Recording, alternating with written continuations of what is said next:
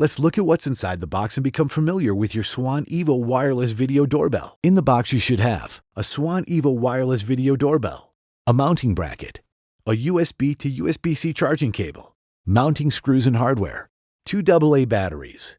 Operating instructions. Looking at the front of the unit you will see the lens, the microphone, a passive infrared motion sensor, infrared LEDs, the night detection sensor, the doorbell button, and the speaker. Looking at the rear of the doorbell you will find the QR code, mounting bracket slots, wire terminals for optional external power source. Open the access flap to reveal the set button, the reset button, the micro SD card slot, and the USB-C charging port.